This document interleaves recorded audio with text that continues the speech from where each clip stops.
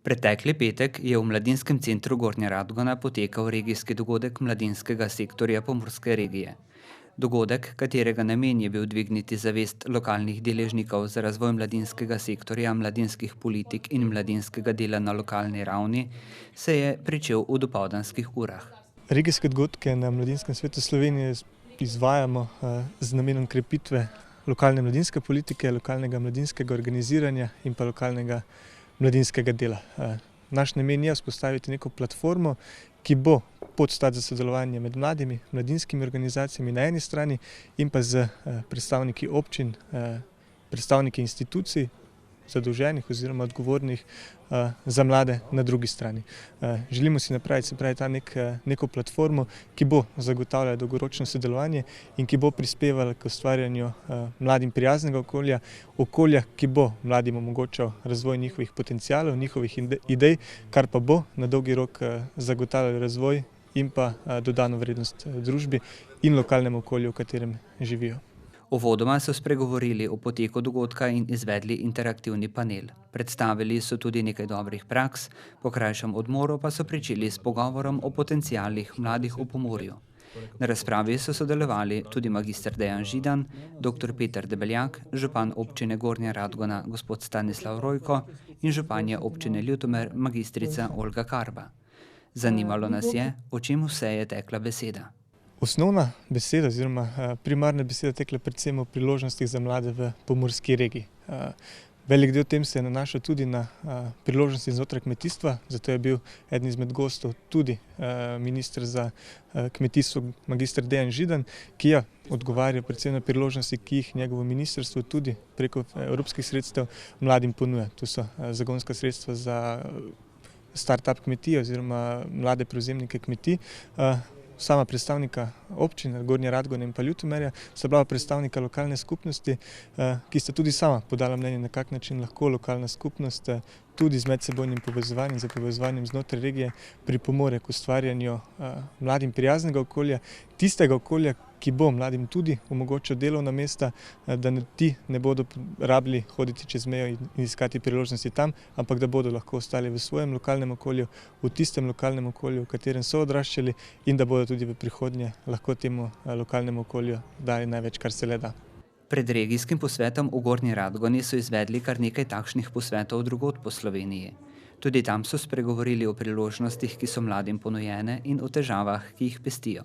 Predsednika Mladinskega sveta Slovenije smo vprašali, ali se težave mladih od pokrajine do pokrajine kaj razlikujejo. Realnosti po posameznih regijah so različne.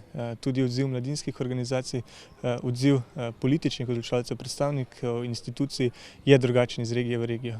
Tisto, kar pa je skupno vsem tem regijam, pa je, da mladi še vedno potrebujejo priložnosti, mladi potrebujejo tisto podporno okolje, da bodo lahko razvijali svoje potenciale. In en izmed največjih perečih problemov je visoka stopnja brezposelnosti mladih in premalo delovnih mest, v katerih bi se lahko mladi zaposlovali.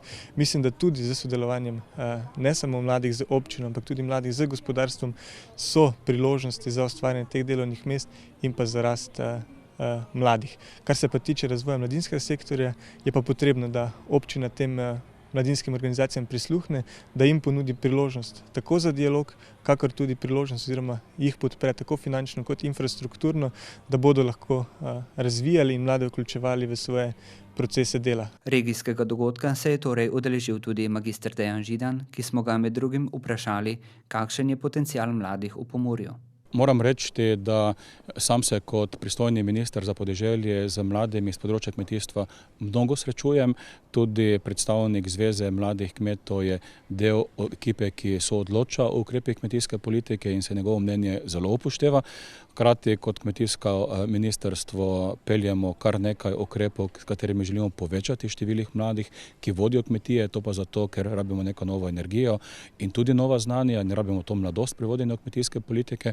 Sem pa mladim tukaj povedal, da je tudi za njih pomembno, da naslednje leto ne bo več tega -1 pri zaposlitvi v javnem sektorju.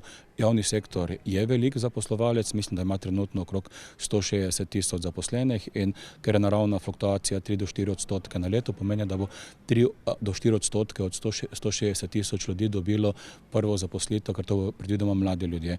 Sem pa tudi jim dal spodbudo, da bolj aktivno mladi ljudje sodelujejo o razpravah o davčni reformi, ker mi moramo priti do stanja, ko bo delo manj obdavčeno in tudi ko bo delo manj obdavčeno, bodo tuji zaposlovalci verjetno tudi zaradi tega nekoliko več zaposlovali.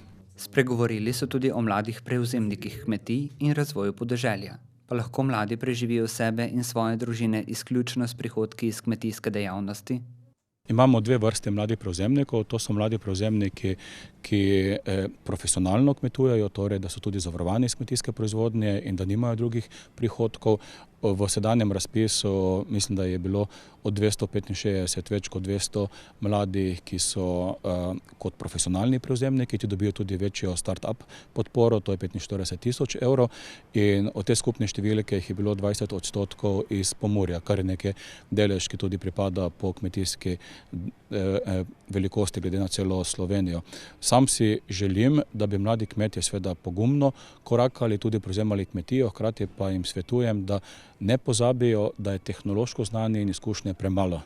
Danes kmetija, če želi biti uspešna in mora biti uspešna, ker drugače propade, mora imeti tudi poslovne veščine in mora se zavedati, da se mora povezati. Namreč samo povezan kmet, povezan z drugimi v zadrugo, kooperativo ali kamorkoli drugam, bo imel na razpolago nižje nabavne cene kmetijskega repromateriala in možnost, da pridelke prodaja po nekoliko višjih cenah. Za uresničevanje interesov mladih skrbi tudi Urad Republike Slovenije za mladino. Direktorja urada smo povprašali o tem, kako lahko urad mladim pomaga tudi v praksi. Večkrat sem povedal, da iz Ljubljane težko vodiš politiko v Kobilju ali v Murski Soboti. Torej, lahko pa pomagamo k temu, da se krepijo informacije, izmenjave izkušenj, da tudi finančno pripomoremo k prepoznavanju tistim programom, ki imajo neko večjo dodano vrednost in tako naprej, ampak osnovna domača naloga se pa mora zgoditi v lokalni skupnosti in to je težko. Lokalne skupnosti, še posebej tiste, ki so manjše in teh je veliko v tej regiji, težko sledijo trendom, težko odgovarjajo na izzive zaradi finančnih, konceptualnih razlogov, ampak to naj ne bo izgovor. Vidimo, da imamo nekaj lepih primerov, dobrih praks, tudi z okolji, ki naravno niso talentirana, pa so uspela z neko novo dinamiko ustvariti dobre zgodbe in mislim, da se Prekmurje lahko uči od nekaterih teh primerov in ti so tako v Gornji Radgoni kot v Murski Soboti, Ljutomeru in tako naprej. Mlade se je v bližnji preteklosti spodbujalo k ustanavljanju lastnih podjetij, tako imenovanih espejev. Sedaj pa so se pogostejša opozorila, da mladi niso deležni prave delovnopravne zaščite. Jaz mislim, da je bilo v prvi fazi pomembno, da smo z gasilskimi ukrepi uspeli na nek način nasloviti problematiko zaposlovanja mladih. Zdaj pa sledi naslednja faza, torej da uredimo bolj pravičen dostop mladih do trga dela, ker veste, mladi z svojo kompetentnostjo nimajo težav. Vse analize kažejo, da so bolj kompetentni, bolj mobilni, bolj izobraženi, kot so prejšnje generacije, ampak smo doživeli neko segmentacijo, nek zastoj časa, ki se je zalomil prav na hrbtu mladih. Tako da mislim, da je odgovorna drža zdaj vseh nas, ne samo vlade, družbe kot celote, da poskrbimo, da bo mladi imeli večjo perspektivo, ker brez tega tudi družba ne bo imela perspektive. Še vedno je stopnja brezposelnosti med mladimi precej visoka. Gospodarstveniki tudi opozarjajo, da še vedno preveč mladih študira družboslovne vede, medtem ko se za študij tehničnih strok ne odločajo. Ministra Židana smo zato vprašali, kako lahko vlada pomaga pri razrešitvi tega problema. Če gospodarstvo to potrebuje, naj tudi subvencionira oziroma ne daje štipendije. Mlade prisiliti, da nekaj študirajo, kar ne želijo študirati, mislim, da mladi sami tega ne bodo dovolili.